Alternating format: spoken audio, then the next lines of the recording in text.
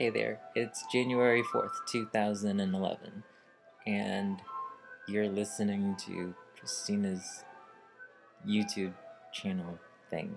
Hey, how's it going? I can't believe that I'm saying 2011, but I guess that's just what happens, um, sequentially. But anyways, I've returned back to Asheville, North Carolina, and after 11 hours of airport hopping and flying, I'm back and had today to rest, which was really nice, before returning back to my routine. Um, but I don't want to spend too much time on this video talking about my actual trip because um, I'm still writing that stuff down and trying to put together just a sequence of videos that really captures a lot of things. Just um, I I it was a huge experience with kind of reclaiming a lot of parts about myself, um, reclaiming just in my previous videos. I was just talking about how scared I was about going back there, about transphobia, and just the kind of imprint, like experientially, like this is a place that I ran away from. This is a place that kept me from being who I was. And I think that's the truth with lots of people with like any kind of hometown area. Is just that. Let me just turn it down a little bit.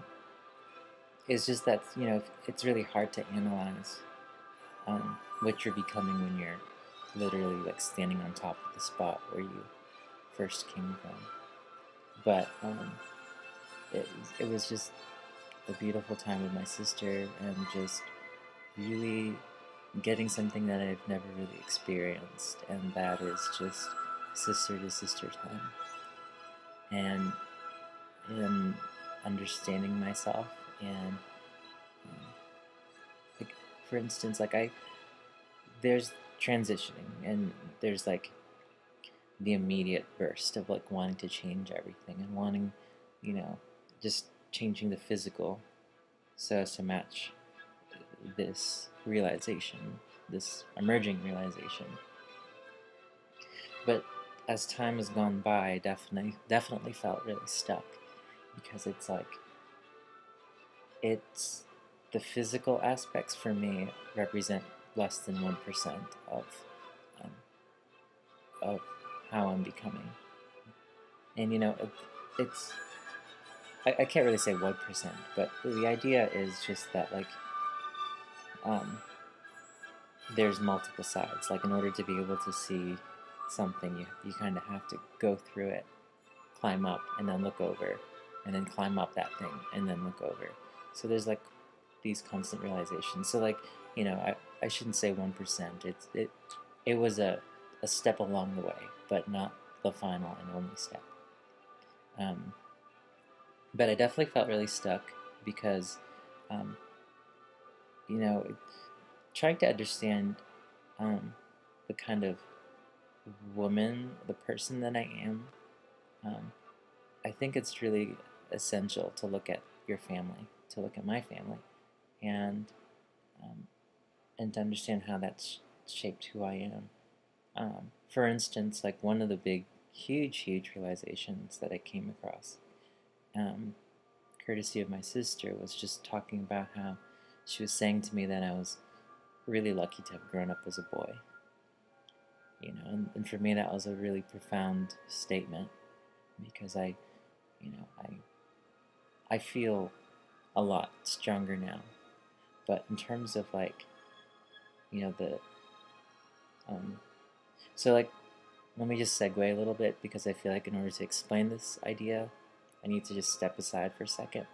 Um, so like, for instance, like when I hear people talk about like white privilege being a mindset, and primarily a mindset, like the idea that you could just believe in yourself and then you can just do whatever you want, like you can make things happen.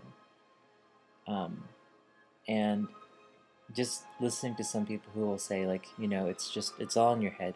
The oppression that you experience is all in your head. Um, yes and no. You know, oppression is definitely a very a psychological thing. But I mean, it's very systemic as well. You know, to reinforce it, to create it, to make it natural, to make it happen, it's systemic. And I'm not really going to go too much into that, but just that there were some systemic things that were part of my own childhood, her own childhood. Um, you know, if cousins came over, um, I was allowed to go out even though I was younger than my older half brother and my cousins.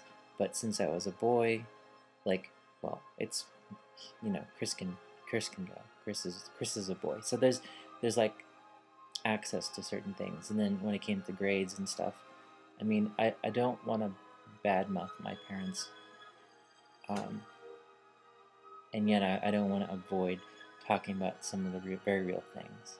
Um, so a lot of the motivation, um, and a lot of the effort, um, like I was always touted as the smartest child, and being a boy, like I was pushed more and had more attention and more resources put towards me. Um, so like that was just something I was just like I never really challenged growing up. I never said, you know, what about my sister? Um, and maybe I did. It's really hard to say. I know that I did more so as I got older, but you know, the time that it's very crucial throughout all those years of childhood, I never really thought that she was being left out.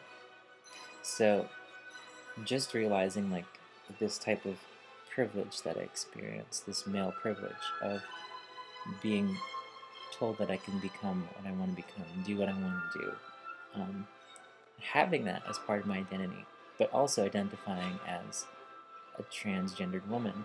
Um, and as a woman, it's just like it's uh, a woman in general. Like it's just like it's a it's a very unique spot. So I mean, I benefit from that male privilege growing up, and then here I am now. So I mean, like for me to say that I'm simply strong because I am, you know, a lot of that has also benefited from that male privilege. So like these are some things I want to talk more about in my other videos. But just to give you an idea, this music is a little too dramatic. Okay, um, but just being able to say like to experience like that kind of dialogue and to also just like look at the physical locations, the spots and memories associated with things, and just driving around my hometown. Um, it was it was challenging, and I was definitely scared for a good amount of the first few days. Um, but I started, you know, to just be smart and go out carefully.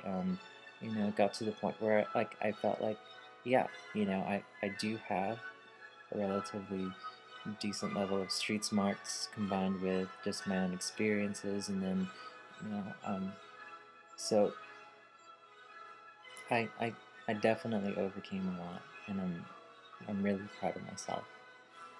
Um, so you know, that's just really like surface level look at things over the past almost 2 weeks. But what I really want to get at is just this process of reclaiming, becoming stronger, feeling less inhibited, less willing to take bullshit, less willing to take um, this crap that I've been experiencing. So, like, I over the past couple of weeks, I've just been noticing how I've been kind of living like a zombie, you know, just working, but never really making any ground. Um, just gaining and then losing, gaining and losing. And now that I'm back here, I feel like, you know, I overcame something really powerful. I've become a lot stronger. And, you know, I hope to keep this going. I hope to keep carrying this through. And I could definitely already feel like Asheville subduing me. And I'm not exactly sure what that is. You know, maybe it's you know, just the way this city has worked me, the expectations out of me from people. It's not just the city itself, but it's the people within, and a lot of it has to do with work, at least one of my jobs, and the job market in general, just lots of things, like just beginning to lose faith in my abilities. So I don't know. I do have a bigger question in mind. Like now that I'm back, I don't feel the same towards Asheville. And that's pretty much understood. But also, I don't know if this is the place for me anymore. You know, and I definitely want to play things carefully and intelligently, and work out these thoughts. Because I'm talking about you know what's going to happen to me long term. There are definitely some constants, like you know getting myself back into school. But the parts that have changed are where I'm going to school, as well as where I'll be living. So um, I know that for the next bit of time, that I'll be working towards getting myself access back into college. So there's no doubt about that.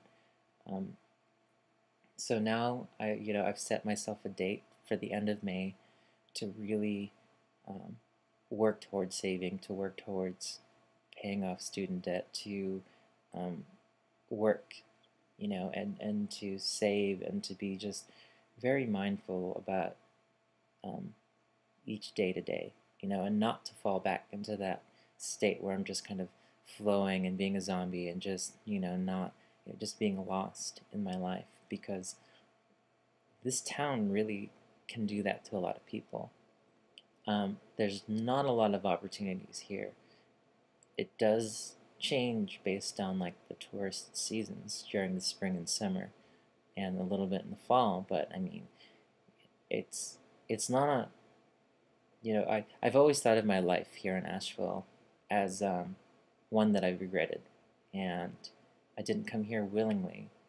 But in retrospect, I look at this place now and realize that there were definitely some very important things that came about coming here, and that I needed to leave where I came from, and needed to really learn about myself. And I feel like if I can say something about my experiences here, I have taken something um, very valuable from my time, and that is like coming out and transitioning. Huge. That's really, really important. Making friends, the community organizing that I've done, all these things that have really just like strengthened me as a person in all areas. So it hasn't been for loss at all, at all. It's been a very, very positive experience, and it's been more so because I've become more proactive. Um, and that's another benefit of a smaller city too. Is just that in a larger city, it's really hard to get your foot in the door with certain things. It's really just overwhelming. But now that I have these experiences, I feel like I could take them and move somewhere and still be strong. So um, I don't know exactly what I'm going to be doing, but I do know that for certain. And um, so yeah, I've got a lot of work ahead of me, but also at the same time, just making some intentional decisions to have fun, to relax, and not let things take over me. So I feel like for now, this is what I need to do. Um, and it's really important for me to be happy, because if there's anything that I can tell people who aren't transgendered, maybe there's some other area of your life where you are oppressed based on race or gender or um, whatever, religion, that you need a lot of strength and a whole lot to be strong as a transgendered person. Like a lot. Like it's not a very fuel economically saving car. It's just you know you fizz out pretty quickly. So you have to be strong, maintain yourself, and make sure you keep in check. So that's about it. I'm reaching the end of the 15-minute mark here, and thanks for tuning in. More videos coming soon, and I hope you're all doing well. Happy New Year.